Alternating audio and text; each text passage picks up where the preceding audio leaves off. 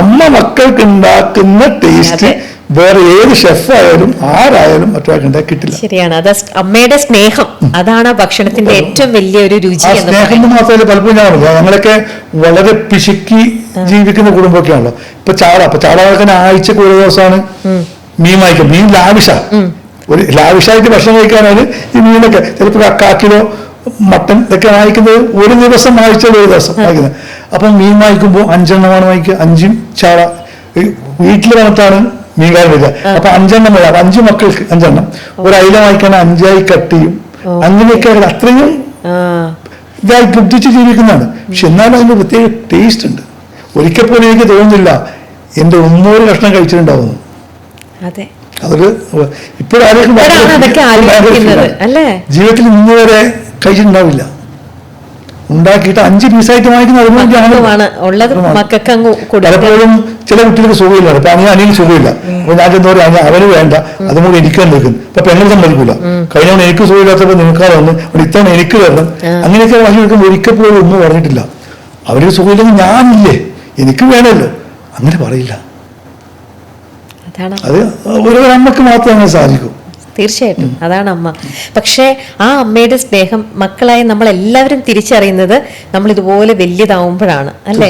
ഇപ്പോഴാണ് എന്റെ ഉമ്മാനെ കൊണ്ട് മാത്രമല്ല, ലോകത്തെല്ലാം എല്ലാ അമ്മമാരും ഇങ്ങനെ തന്നെയാണ്. എല്ലാ അമ്മമാരും അവരുണ്ടില്ലേലും അവർ മക്കളെ കൂട്ടാനല്ലേ നോക്കാറ്. തീർച്ചയായും തന്നെക്കാൾ മറ്റുള്ളവരെ സ്നേഹിക്കുന്ന ഒരു ജീവിയുണ്ട്, അത് അമ്മ മാത്രമാണ്. ശരിക്കും അച്ഛനും അമ്മയും ഒരുപോലെയാണ് എന്ന് പറഞ്ഞാലും അമ്മയ്ക്ക് തോന്നുന്ന ഒരു കരുതലും സ്നേഹവും അത് വേറെ തന്നെയാണ്, അല്ലേ? ഇന്നിപ്പോ ആ അമ്മ ഇക്കയുടെ കൂടെയാണോ?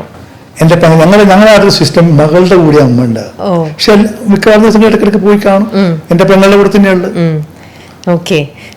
അപ്പോ അന്ന് ആലുവയിൽ അങ്ങനെ കൂട്ടുകാർ പറഞ്ഞിട്ട് ഒരു പെട്ടിപ്പീടിക അല്ലെങ്കിൽ ഒരു ബേക്കറി, ചെറുതായിട്ടുള്ളൊരു സംഭവമാണെങ്കിലും തുടങ്ങി.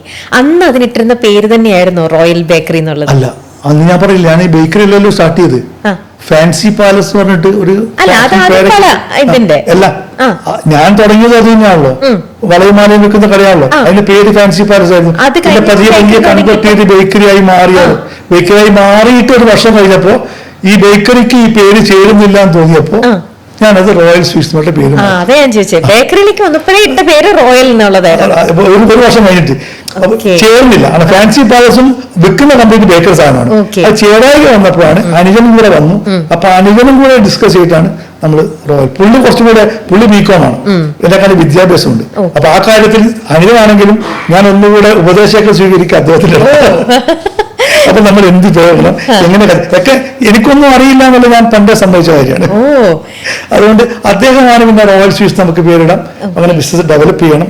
ഞങ്ങൾക്ക് ഒന്നും കൂടെ ഒരു ബേക്കറിയും കൂടെ തുടങ്ങണം. അങ്ങനെയാക്കണം. നമുക്കിത് ഉണ്ടാക്കുന്ന കിച്ചൺ സ്റ്റാർട്ട് ചെയ്യുന്നതൊക്കെ പുള്ളിയുടെയും കൂടെ ഒരു ആഗ്രഹമാണ്. അത് വെച്ചാണ് പോയത്. ഓക്കെ. അപ്പൊ അങ്ങനെ പയ്യെ പോകെ ഇക്കയും ബിസിനസ് എന്താണെന്ന് പഠിച്ചു, എങ്ങനെ ബിസിനസ് ചെയ്യണമെന്ന് പഠിച്ചു. ആ സമയത്താണ് ഇക്ക മുന്നേ പറഞ്ഞ പോലെ പ്രാരാബ്ധം ഓരോ കാര്യങ്ങളൊക്കെ ആയിട്ട് കുഞ്ഞു മനസ്സിലുണ്ടായിരുന്ന കുറെ അഭിനയമോഹങ്ങളും കാര്യങ്ങളും അതൊക്കെ അങ്ങ് പോയി. പിന്നെ പ്രാക്ടിക്കലായി ലൈഫ്, അല്ലേ? പക്ഷെ ഈ ഒരു പ്രാക്ടിക്കൽ ലൈഫിലും ബിസി ആയിട്ടും ടെൻഷൻ അടിച്ച് നിൽക്കുന്ന സമയത്തുമൊക്കെ ഇക്ക എപ്പോഴെങ്കിലും ചിന്തിച്ചിട്ടുണ്ടാവില്ലേ? കാരണം ബാക്കിയുള്ള കൂട്ടുകാരൊക്കെ വേറെയൊക്കെയോ ഓരോരുത്തരും ഓരോരോ ലെവലിലേക്ക് എത്തി, അല്ലെങ്കിൽ അവരെ പോലെ കോളേജിൽ പോവുക. കോളേജ് ലൈഫ് നമ്മൾ സിനിമകളിലൂടെ കാണുന്നത് എന്ത് രസമാണ്. അപ്പൊ അങ്ങനത്തെ ഒരു കോളേജ് ലൈഫ് ഇക്കയ്ക്ക് ഉണ്ടായിട്ടില്ല. അതൊക്കെ അപ്പൊ മിസ് ചെയ്തിട്ടുണ്ടാവില്ലേ? പിന്നെ വലിയ വിഷമമുണ്ടായി. ഞാൻ ഇവിടെ ജോലിക്ക് വന്നത് ഞാൻ പറഞ്ഞില്ലേ, ബാത്റൂമിലേക്കുള്ള ക്യൂല് ഒരു 10ാം സ്ഥാനം കിട്ടണമെന്നാണ് രാത്രി കിടക്കുമ്പോൾ പ്രാർത്ഥിക്കുന്നത്. സമ്പാദ്യം എന്ന് പറഞ്ഞാൽ ആകെ ഉള്ളത് ഒരു കാർഡ്ബോർഡിന്റെ കഷ്ണമാണ്. 6 മാസം കൂടി ബാറ്റ ഷോറൂമിൽ വലിയ പെട്ടിയുടെ കാർഡ്ബോർഡിന്റെ കഷ്ണം കിട്ടും. ഒരു 6 മാസം കൂടുമ്പോൾ ആ പെട്ടി മാറ്റും. അപ്പൊ ആ സെയിൽസ്മാനോട് പറഞ്ഞു വെക്കും, നല്ലൊരു പെട്ടി ഉണ്ടെങ്കിൽ ചേട്ടാ ഒന്ന് തരണേ. ഇപ്പൊ 6 മാസം കൂടുമ്പോൾ ഞാൻ ഓരോ വണ്ടി വാങ്ങിക്കുന്നുണ്ട്.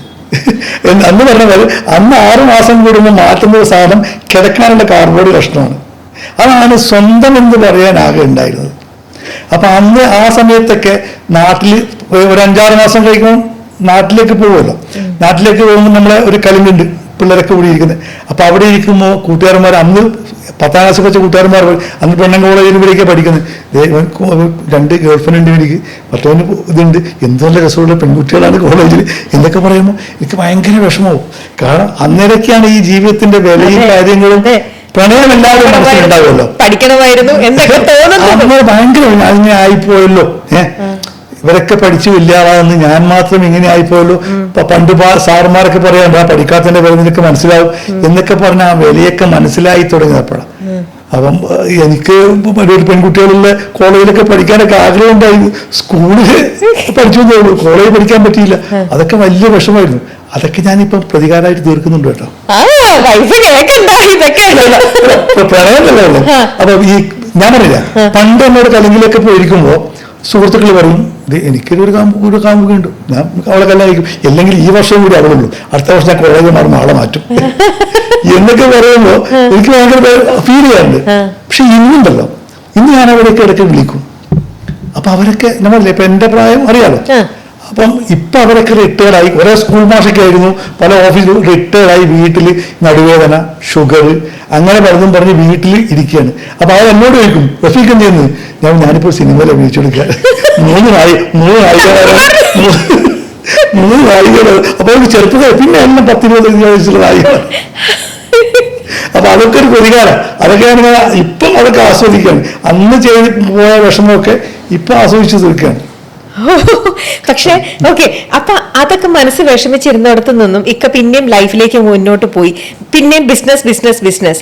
പിന്നീട് എപ്പോഴാണ് ഈ ഒരു 21ഓളം സിനിമകളിൽ ഷോർട്ട് ഫിലിം ഒക്കെ ആയിട്ട് മിക്ക അഭിനയിച്ചു. അതിനകത്ത് തന്നെ ഏറ്റവും കൂടുതൽ ശ്രദ്ധിക്കപ്പെട്ടത് വെള്ളം എന്ന സിനിമ, ജയസൂര്യയുടെ ആ സിനിമയിലെ ഒരു കഥാപാത്രമാണ് എല്ലാവർക്കും ഇക്കയിൽ കൂടുതൽ ശ്രദ്ധിക്കപ്പെട്ട ഒരു കഥാപാത്രം എന്ന് പറയുന്നത്. ബാക്കിയൊക്കെ ഷോർട്ട് ഫിലിം അധികം ഒന്നും ശ്രദ്ധിക്കപ്പെട്ടിട്ടില്ല. അല്ല, ശരിക്കും 21 സിനിമകളിൽ മാത്രം അഭിനയിച്ചു. ഷോർട്ട് ഫിലിം കൂടാതെ 11 സിനിമയിലെ നായക കഥാപാത്രമാണ്. വെള്ളത്തിനേക്കാളും നന്നായിട്ട് അഭിനയിച്ച കുറെ സിനിമകളുണ്ട്. പക്ഷെ ആളുകൾ കണ്ടെങ്കിലല്ലേ ഇത് അഭിനയം കാണാൻ പറ്റൂ. വെള്ളം എന്ന സിനിമ ജയസൂര്യാണ്, പ്രജേഷ് എന്ന സംവിധായകന്റെ ആണ്. അതുകൊണ്ട് അത് കുറെ പേര് കണ്ടുകൊണ്ട് റഫീഖ് എന്ന നടനെ അറിയാം വെള്ളത്തിലാണ്.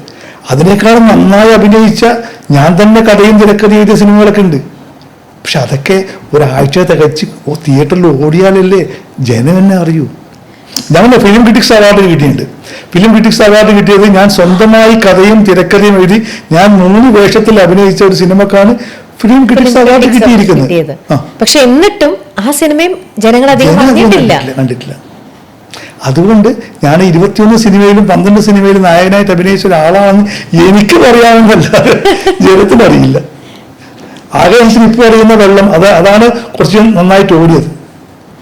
ഇക്ക ഇത് ചിരിച്ചു പറയുന്നുണ്ട്, പക്ഷെ ആ ചിരിയുടെ പിന്നിൽ ഒരു വേദനയുണ്ടെന്നുള്ളത് നമുക്ക് മനസ്സിലാക്കാവുന്നത്. കാരണം ഇതൊക്കെ ഇക്ക ഇഷ്ടം കൊണ്ടല്ല, ഇത്രയും പാഷനേറ്റ് ആയിട്ടാണ് ഇതിനകത്തേക്ക് അഭിനയിക്കാനായിട്ട് വരുന്നത്.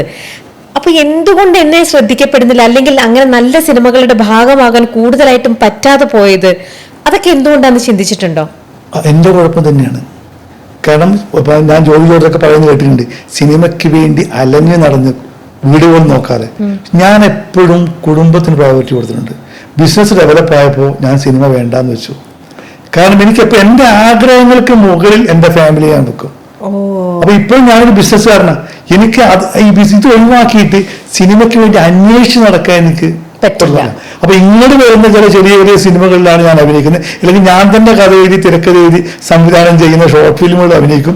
അങ്ങനെ എൻ്റെ അഭിനയമോഹം ഞാൻ തൃപ്തനാക്കി, ഞാൻ തന്നെ തൃപ്തിപ്പെടുകയാണ്. മറ്റൊരിലേക്ക് പോകാനെങ്കിൽ അതിന് സമയം ചെലവഴിക്കണം. അപ്പോൾ എൻ്റെ ബിസിനസ്